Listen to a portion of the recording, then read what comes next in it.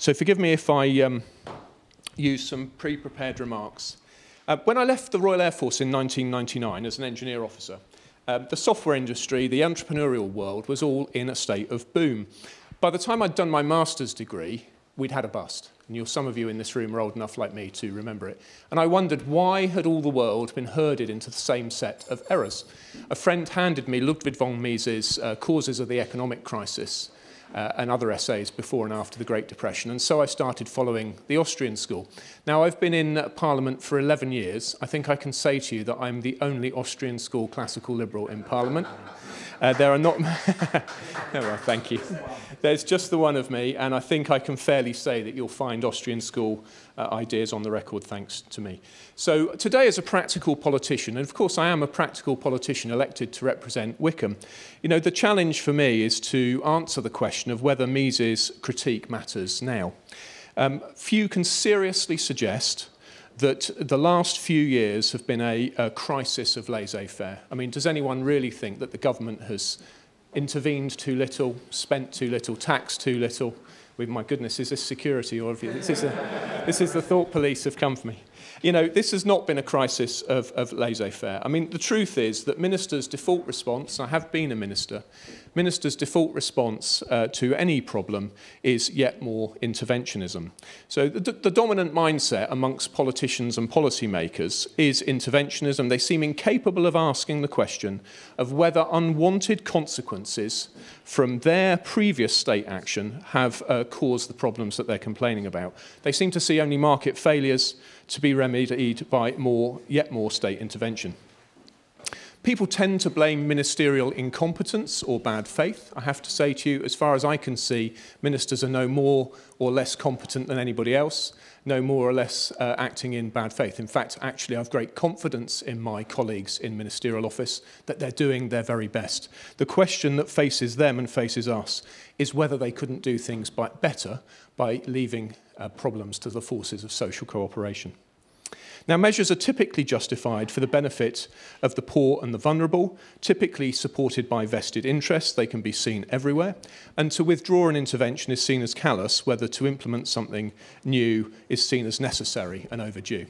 Those of you who've read Mises' Bureaucracy will know that freed of the disciplines of profit and loss, state spending departments pursue status through the number of employees that they have and their budget. So with all this in mind, the direction of travel is very clear. We heard from Jeff about the problem of the abundance of money. Of course, spending departments take for granted that money is abundant. And so, it's hard, therefore, to disagree with the economist David B. Smith, who provided a paper to Treasury Committee at my request, which concluded this. It's hard to avoid the conclusion that the UK was nudging up against the historic upper limits of taxable capacity and sustainable government spending, even before the COVID-19 virus struck. And that's the fundamental problem. We have been living beyond our means for a very, very long time. We've made promises that can't be kept, and ultimately the state has funded them by debasing the currency. This is a problem we were warned about by great luminaries like Alan Greenspan. So an enormous crisis is coming, in my view. If we were to look at how the government in the UK has funded the response to coronavirus, do you think that they borrowed the money from savers? Well, no. Our own Office for Budget Responsibility makes very clear that roughly the same quantity of bonds were bought by the Bank of England from the secondary market as the government issued. In other words, the spending, the enormous spending we've had through coronavirus, has been funded through money creation.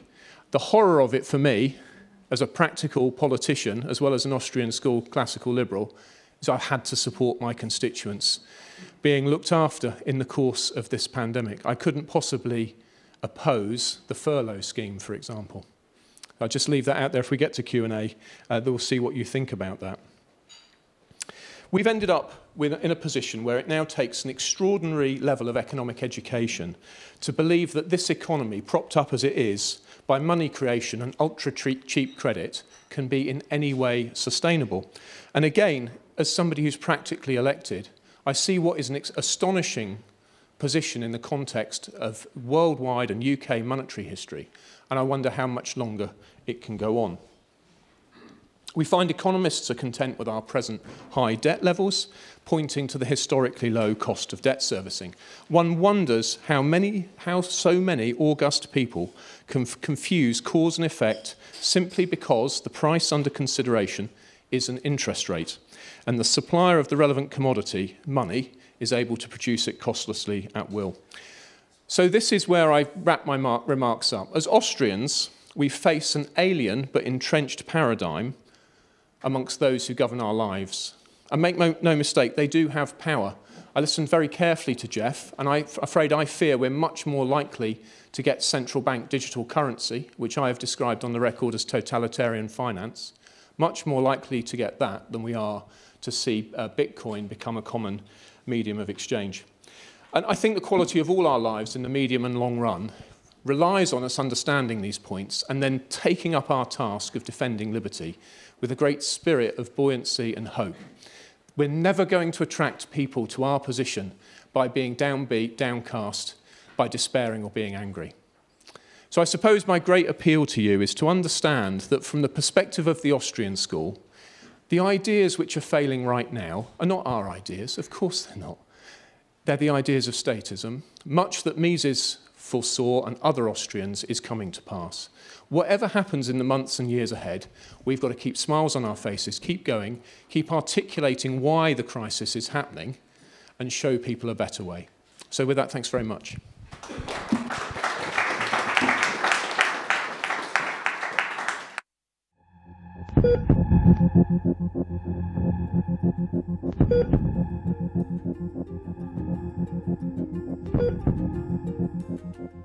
I've been astonished just how few people know anything about how money's created.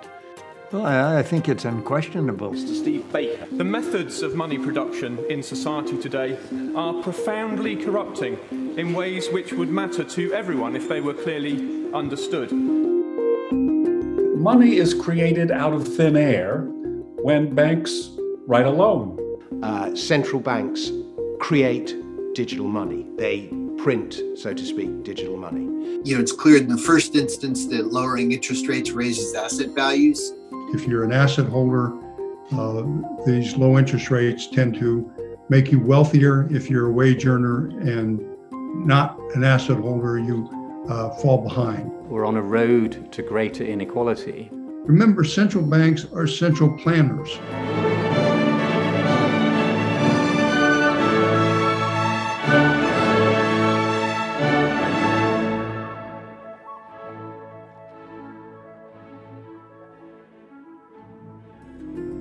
Well, the whole problem with the way that we organise our money supply is we don't have a proper market pricing in it. You lose the most important signal in the economy in terms of where capital should be allocated. I think people want sound money. They don't like to see prices rising all the time. So the chapter that I'm discussing today is the chapter that Steve and I have written for a book to be published next year by Springer on the Austrian School. And actually, much of this research, excellent research, in fact, was done by Harry Rich, who is here as well, Steve's assistant. And so this book by Springer has invited scholars from around the world to each write chapters on different themes relating to the Austrian School. And Springer did their previous Austrian School book like this in 2018. And for that one, I did the chapter on blockchain and then presented that here. But this is actually going to be slightly different. In fact, the way we've approached this chapter is different from much of modern academia. So we've really discussed some experiences of central banks and the political sphere, and also institutions such as the IMF and so on. And over the last few years, we've organized quite a few seminars and events on the Austrian School, including at the Bank of England, the OECD, and in the European Parliament and elsewhere. So one of the key things which I go through is really whether it's possible for the Austrian School to gain influence in these types of institutions. As many of you will be aware, Hayekian ideas have gained a lot of followers among the public since the 2008 financial crisis. But really still, at this point, its influence in policymaking circles is still pretty limited at best. So when we view the last generation or so from a Hayekian perspective, our position on the monetary developments is fairly clear, which is that from the early 1980s onwards, we've had a series of phases of lower and lower interest rates, which have created larger and larger debt bubbles. So if we take the US, for example, first you had the bubbles of the 1980s, like the savings and loans bubbles. Then when that burst at the end of the decade, Alan Greenspan then implemented the 3% interest rates, the lowest interest rates for generations. And then following that, several iterations of the Greenspan put. And that, of course, accumulated to create the dot-com bubble. Then when that burst in 2000, the Federal Reserve then implemented even lower interest rates of 1%, which then went on to create an even larger bubble, the housing bubble. Then when that burst in 2008, the response has been more than a dozen years now of 0% or near 0% interest rates, and of course in some cases even negative interest rates, which has gone on to create an even larger bubble than was present in 2008. In fact, what we have now is what one researcher at the BIS called a multivariate bubble, but what's also been called the everything bubble. That is, just about every asset class at this point has been artificially inflated by 0% interest rates and QE and other more exotic forms of monetary policy. And Andy Haldane, who was mentioned earlier, who was until recently the chief economist at the Bank of England, he noted at Treasury Select Committee in 2017 that the financial crisis was a very significant forecasting error. The large rise in levels of leverage in the banking system was there for everyone to see, and they sowed the seeds of the crisis. There was a degree of collective amnesia or oversight. Yet, in 2007, the total amount of global aggregate debt worldwide was around $150 to $160 trillion, already the largest debt bubble in history by some margin. But after more than a decade of 0% interest rates, global aggregate debt is now more than $280 trillion. But as well as the massive increases in debt, what we've seen are steady falls in the quality of bonds with each phase of lower and lower interest rates. And we've also seen increases in the proportion of zombie companies as well. So the effects of these different phases of lower and lower interest rates have really pervaded the economy. And we've reached a point where, for much of the economics establishment, the solution to every problem is more expansionary monetary policy, which then creates larger and larger bubbles and more malinvestment. So the question then is really, how can we actually influence the establishment? So we, as I mentioned at the Cobden Centre, we've done a number of events at the Bank of England, the OECD, quite a few venues, the European Parliament. And one of the things is many of the traditional things discussed in the Austrian School, so for instance, the gold standard or even fractional reserve banking, are often pretty unhelpful. What we found to be one of the most useful approaches is, as much as possible, to tie Austrian School ideas to traditional economics. So, as we know, when someone studies an economics degree, in their first year as an undergraduate, they study microeconomics, and they spend much of their time drawing graphs showing the effects of price fixing and producing equations showing that when politicians and bureaucrats set prices, you end up with food shortages, shortages of other products, and so on and so on. Yet an economics student then goes on to study macroeconomics, where they start drawing ISLM curves and producing equations to show how central banks setting interest rates will stimulate the economy and bring the economy out of recession. So much of what we've done is really tying these ideas together. Again, so I think the key for us is to equate monetary policy to other forms of price fixing. As we know, price fixing has failed effectively in just about every single area in which it's been tried, not just over the last few decades, but even over thousands of years, even going back to ancient Rome and before that.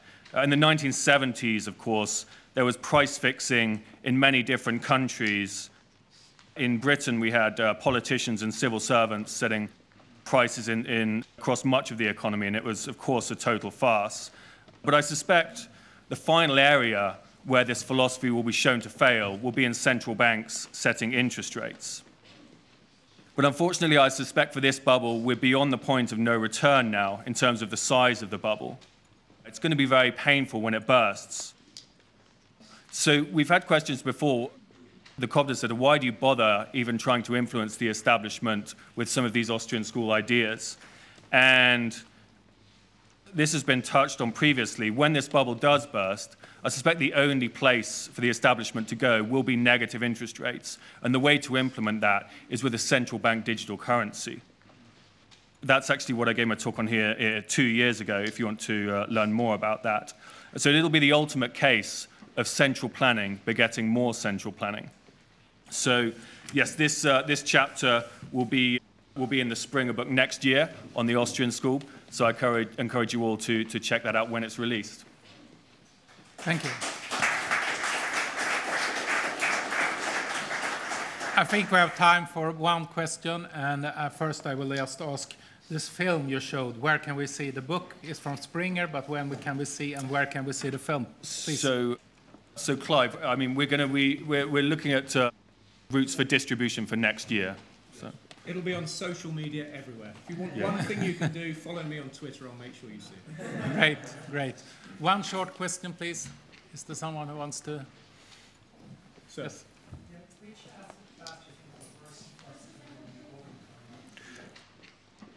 I would suspect bonds. Okay, repeating it. Which asset class do you think will burst first in this new bubble that's developing that you're talking about? I suspect bonds, because if you look at equity prices, it's quite extraordinary the extent to which they've been inflated, and they can effectively keep them inflated for quite a long time. Whereas if you look at bonds, it's really the quality of the bonds. So the OECD have done brilliant research, and you see with each wave of lower and lower interest rates over the last 40 years, you see the quality of bonds essentially following the same pattern. And remember, that's now held in pension funds and so on. So, and one, you had a short answer also. To answer your question, I think with inflation coming in and with governments so reliant on the bond markets and QE, when the Bank of England and other central banks taper QE and raise interest rates, it's going to cause the most terrible panic in bond markets. That's my view. I might be wrong. I'd love to be wrong. But I suppose tying together what I'd said and what Max has said, my challenge and sort of my demand of all of you is that we pick up this task of advancing freedom with hope in our hearts, because it's the only choice we've got. But hopefully we're all wrong. Hopefully we're all wrong, and central planning is a fantastic idea, and none of this is going to go wrong. But I don't believe that's right. I think everybody is here because they know that some asset class is going to burst. It's probably going to be bonds, and the government's going to panic. So, thank you very much. Okay. So I think we did that now.